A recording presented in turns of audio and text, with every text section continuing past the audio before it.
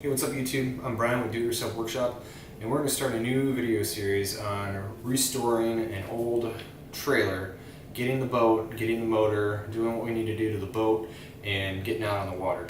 I've got a guy. We're going to go look at a 77 Shoreland'r trailer later today, and then we'll go through day by day as we fix it up. I've also got my dad's got an old 15 horse Johnson engine. It hasn't ran in probably 15 or 20 years, so we're probably gonna have to do some work to that. And I've got a 14-foot semi V-bottom aluminum Lone Star John boat down at my grandparents' pond that's been sitting for a while too. So we're gonna go ahead and take all those things together and see if we can get this stuff put together and working. All right, see ya.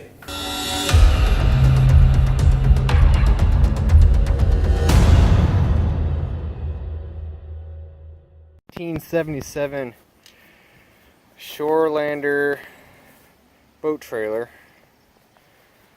The lights don't work. You got rotten wood. Never seen wood like that. Well, the tires are pretty much shot. These look new. I don't know if the wiring just screwed up or what, but fair amount of rust. And this is what gets me, is this sucker sits like 2 inches off the ground, and I don't know why.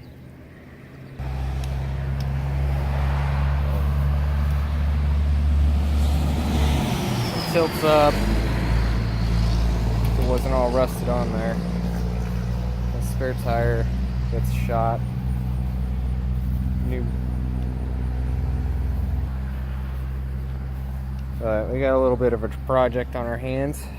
We'll see what we can do with this. Alright, so we're back. Went ahead and took off the bunk or whatever they're called, just to get some more room to look at this brake here. Looks like they have a piece of metal bolted on the top and on the bottom, but you can see where that's broke all the way through there. So we're gonna go back, and I think we're gonna weld that on. So now we just have the bottoms of them. I went ahead and welded this, and God, my welding is terrible. This is I just bought a welder the other day, first time welding. Looks awful. Looks really, really awful. I welded this and then ground it down so you guys couldn't see how bad it was. But it is nice and strong. For the most part, I've been jumping up and down on it, and it seems to hold, so whatever. I am going to probably take this piece of angle iron, and I think I'm going to set it across the top and then just weld it into place there. Cut off there and lay it down here and weld it on there just for some added strength, because I have no idea if my welds are good or not. But that's all we got done now. Alright, we're back. We got the spare tire off, the jack tire, the winch, got all the rollers off, got both bunk boards off. I've done a fair amount of grinding on this thing, and I'm trying to figure out how I'm going to get this thing tipped up to do the underneath part without having to crawl under there, because there's not a whole lot of room. I've thought about scissoring it kind of up like an A, which it'll be resting on the back there and then up on the front here. But I might just turn it on its side. It's pretty heavy, so I don't know. We'll figure it out. Tires came in today. I ended up getting a 14-inch rim, so they're quite a bit bigger.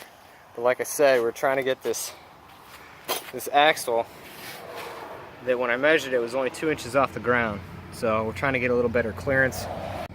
Alright guys, we got the tires on and it just looks 10 times better.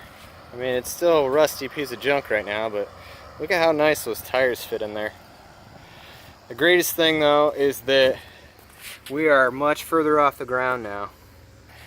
And if you want to see a comparison of the tires,